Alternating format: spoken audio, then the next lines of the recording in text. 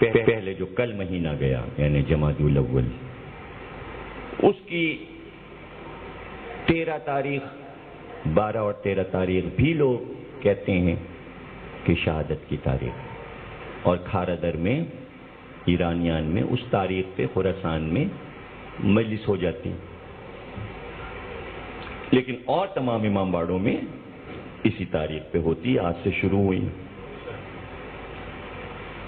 شیخ عباس قمی جنہوں نے بہت کتابیں معصومین پہ لکھی، انہوں نے کہا کہ مجلس دونوں تاریخوں پر منعقد کرنی چاہیے، کوئی حرج نہیں، اس لیے کہ ہمیں نہیں معلوم کہ انہی دنوں میں بس سب کچھ ہوا ہے، مصائب، دروازہ جلنا، جناب محسن کی شہادت، تو وہ تاریخ اور یہ تاریخ مل جاتی ہیں، اس لیے ایران میں 1-2 دن نہیں بلکہ 17 دن تک جناب فاطمہ کا غم منایا جاتا ہے، اور کالے جھنڈے پورے ملک میں لگا دیے جاتے ہیں، اور غم فاطمیہ کہلاتا ہے، اور ایک ایک روزے پہ جلوس اور ماتم کے دستے آتے رہتے ہیں کالے پرچم لیے ہوئے ایران میں، قم میں، خراسان میں۔ لیکن اس سال ایران نے مستند ترین تاریخ یہی مان لی، 3 جمادی الثانی، اس لیے اب سب کو اسی تاریخ پر متفق ہو جانا چاہیے۔ اب یہ تاریخ کا گڑبڑ کیوں ہوا، یہ میں ہر سال وضاحت کر دیتا ہوں۔ چونکہ روایت یہ ہے کہ جناب سیدہ بعد وفات رسول 95 دن زندہ رہیں یا 75 روز، ایک تاریخ پہ 75 دن بنتے ہیں، ایک پہ 95۔ یہ 75 اور 95 دو کیسے ہو گئے، 2 عدد کیسے ہو گئے؟ یہ ہے عربی کی خرابی،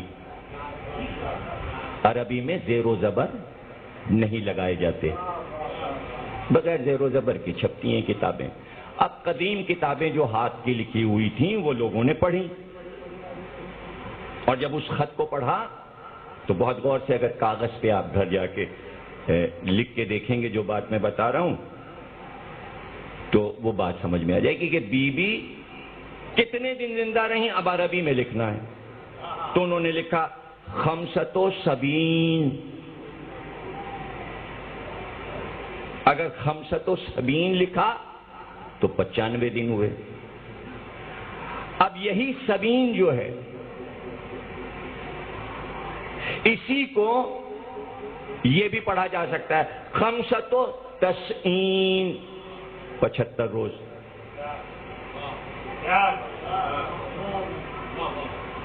یہ سبا اور تسا اس میں ہوا گڑبڑ، کسی نے اس کو 70 پڑھا، کسی نے تسین پڑھا، کسی نے 75 روز پڑھا، کسی نے 95۔ اور یہ عربی میں ہوتا ہے کہ ارحج المطالب لکھا ہے، اس کو لوگ ارجح المطالب بھی پڑھتے ہیں، دیکھ لیجئے گا لغت میں جا کے، رجحان بھی پڑھتے ہیں، رجحان بھی پڑھتے ہیں، اس لیے کہ جیم کا نقطہ کہیں بھی رکھا ہو، دونوں ہے اور جیم ایک ہی طرح لکھے جائیں، نقطہ ادھر ہو جائے ادھر ہو جائے، ادھر ہو گیا تو رجحان ہو گیا، ادھر ہو گیا تو رجحان ہو گیا، اسی طرح 70، اسی طرح تسین۔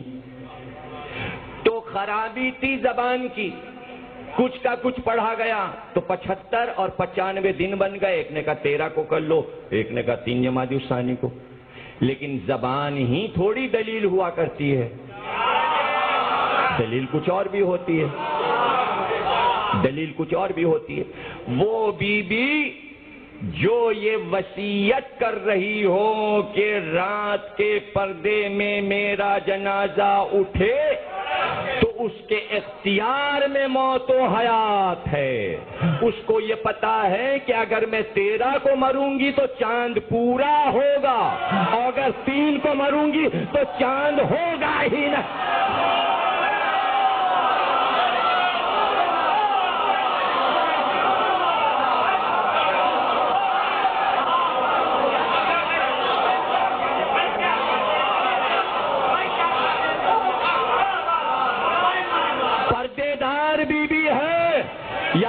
تاریکی شب میں جنازہ اٹھانا، لفظ تاریکی شب کا کیا معنی؟ یعنی چاندنی بھی نہیں تھی۔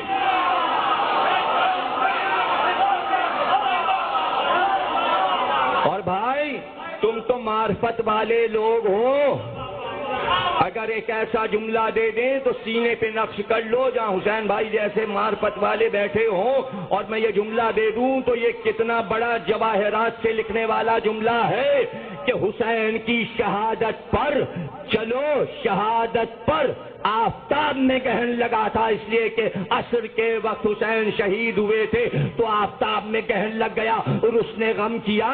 بعد شہادت چاند میں گہن کیوں لگا؟ آفتاب میں گہن اس لیے لگا کہ حسین کی شہادت کا غم تھا، مہتاب میں گہن اس لیے لگا کہ زینب بے پردہ تھی۔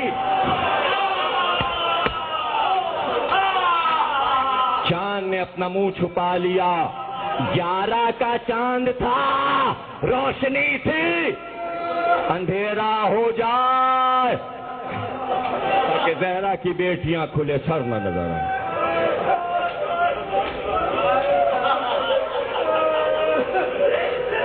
سنا نا جملہ، اور مصائب کا جملہ بن گیا۔ یا تو پھر وہاں بھی لکھو کہ جب زہرا کا جنازہ اٹھا تو چاند میں گہن لگا، لیکن ایسا تو نہیں ہوا۔ تیسری کا چاند تو سر شام چھپ جاتا ہے، اور بی بی کا جنازہ شب 4 میں اٹھا، 3 کا دن گزر گیا۔